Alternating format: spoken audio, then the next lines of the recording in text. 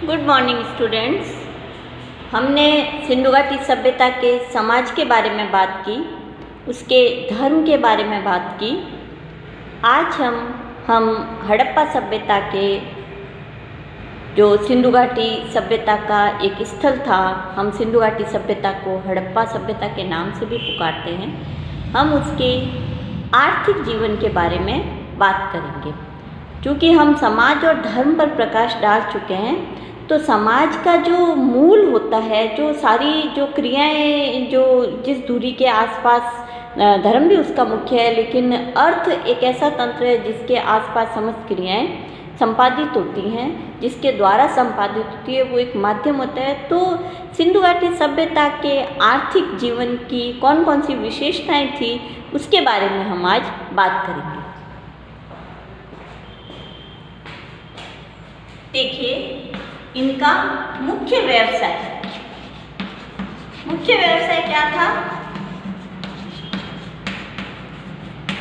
कृषि। मुख्य व्यवसाय जो था सिंधु घाटी सभ्यता का, मुख्य व्यवसाय कृषि था। ज़्यादातर जनसंख्या कृषि का कार्य करती थी और सिंधु नदी जो है, सिंधु नदी और उसकी शाखाओं से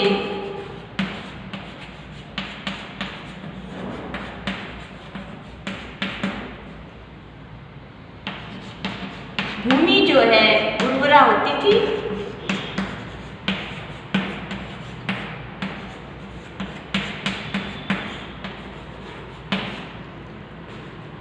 और वहाँ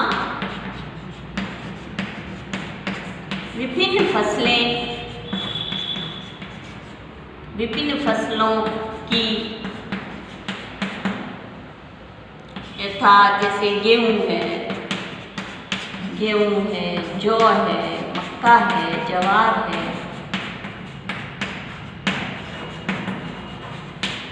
इनकी खेती होती थी।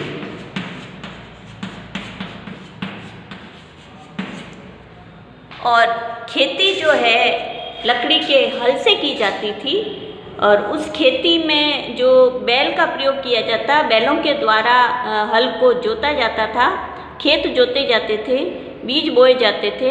लकड़ी के हल का साक्ष्य हमें कुछ स्थलों से प्राप्त हुआ है, जिसके अनुसार यह पता चलता है कि मशीनीकरण तो उस समय था नहीं, लेकिन लकड़ी के हलों द्वारा खेती की जाती थी, जुताई की जाती थी, खेतों को खरा जाता था और बैलों का उसमें प्रचुर उपयोग होता था। बैलों के द्वारा खेतों को जोता जाता था। तो आर्थिक जीवन के एक जो प्रमुख अंग है वो है कृषि। जो हड़प्पा सभ्यता, सिंधु घाटी सभ्यता के लोगों का मुख्य व्यवसाय, आर्थिक जीवन का जो मुख्य व्यवसाय, जो मुख्य कार्य था, वो कृषि था। अधिकांश जनता कृषि का कार्य करती थी और उसमें छोटे बड़े सभी तरह के खेत होते थे और विभिन्न फसलें यहाँ पर सीज़न के अनुसार, ऋतुओं के अनुसार विभिन्न फसलों को बोआ जाता था, काटा जाता था। और जो पानी की आपूर्ति है खेतों के लिए, वो सिंधु नदी से होती थी। सिंधु नदी और उसकी शाखा नदियों से पानी की आपूर्ति होती थी। आगे आप देखिए, पशुपालन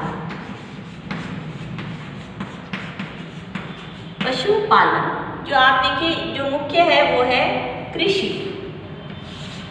है ना, और दूसरा है पशुपालन। इसमें आप देखिए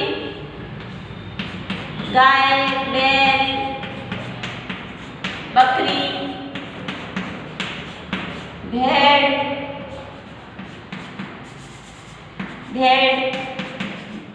व अन्य विभिन्न पशु पाले जाते थे और उनके द्वारा, गाय के द्वारा दुग्ध उत्पाद होता था। बैल विभिन्न कार्यों में, मुख्य रूप से खेती के कार्य में काम आता था और आवागमन के जो यातायात होता था वो भी बैलगाड़ियों के द्वारा होता था। उसमें बैल का इस्तेमाल किया जाता था। बैलगाड़ियों द्वारा सामान इधर से उधर लाने के लिए उसका उपयोग किया जाता, तो इसलिए पशुपालन भी एक मुख्य रूप से उनका एक व्यवसाय था। कृषि के बाद में जो व्यवसाय का नंबर आता है वो है पशुपालन। गाय है, बैल है, बकरी द्वारा दुग्ध उत्पादन का व्यवसाय था। भेड़ के द्वारा ऊन इकट्ठी की जाती थी और ऊन से वस्त्र बनाए जाते थे। ऊन उद्योग भी प्रचलित था। तो गाय, बैल, बकरी, भेड़ और विभिन्न जैसे मुर्गी पालन है, तो इसमें मुर्गी पालन के द्वारा अंडों का उत्पादन है। तो विभिन्न प्रकार के कार्य किए जाते थे। इसी प्रकार जैसे जो मधुमक्खी पालन है या चमड़े से संबंधित कार्य है, वो पशुपालन के द्वारा वो चीज़ें होती थी। और मुख्य जो बात है वो ये खेतों में दुग्ध उत्पादन में और ऊन एकत्रित करने में, उनके व्यवसाय के लिए पशुपालन बहुत ज़रूरी था और ये पशुपालन यहाँ पर किया जाता था। तो पशुओं का इस्तेमाल है, जैसे बैल का इस्तेमाल खेतों में, यातायात में, गाय का दुग्ध उत्पादन में और भेड़ ऊन वगैरह के लिए, इस तरह से है। तो पशुपालन यहाँ पर दूसरा जो व्यवसाय था वो था पशुपालन। इसके बाद आप देखिए कुछ उद्योग हैं। उद्योग में मृणमयी यानी कि मिट्टी के उपकरण, सामान और मुख्य रूप से जो कुम्हार का काम है, कुम्हार द्वारा मृद भांड,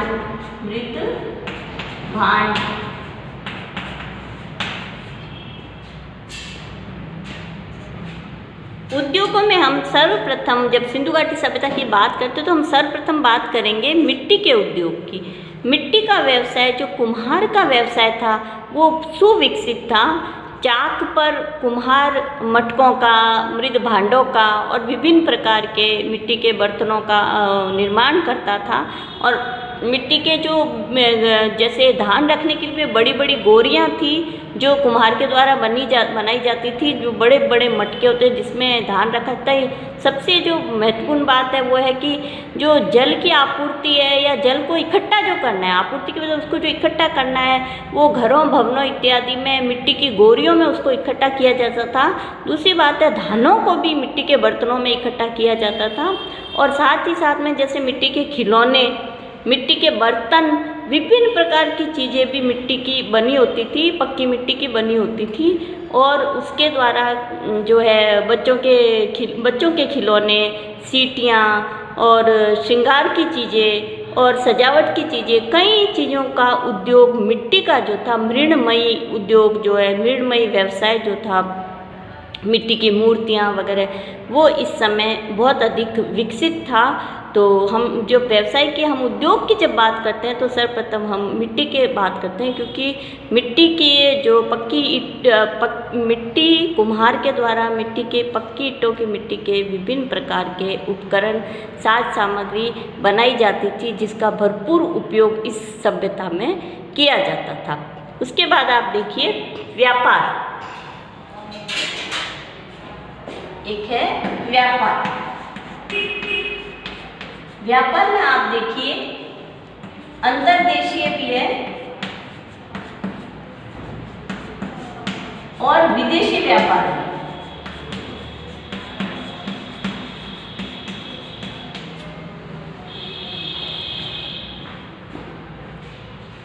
खुदाई में बहुत सी मोहरें प्राप्त हुई हैं जिनके द्वारा ऐसा लगता है कि हो सकता है उनका इस्तेमाल कोई व्यापार के लिए किया जाता हो और वो एक माध्यम के रूप में कार्य करती हो, अथवा वो एक संकेत के रूप में, उन पर जो लिखा हुआ है वो एक संकेत के रूप में इस्तेमाल किया जाता था।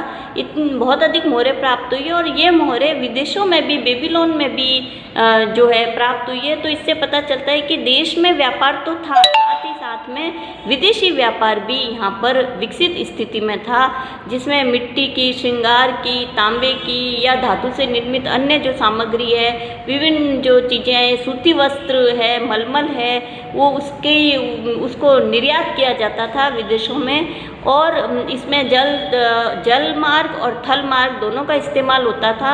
जो लोथल जो है गोदी थी, यानी कि एक पोर्ट था जिसके द्वारा जो इस सभ्यता के नगरों में जो चीज़ें बनती थी, वो चीज़ें इस लोथल के गोदी के द्वारा जो है विदेशों में जल मार्ग से जाती थी।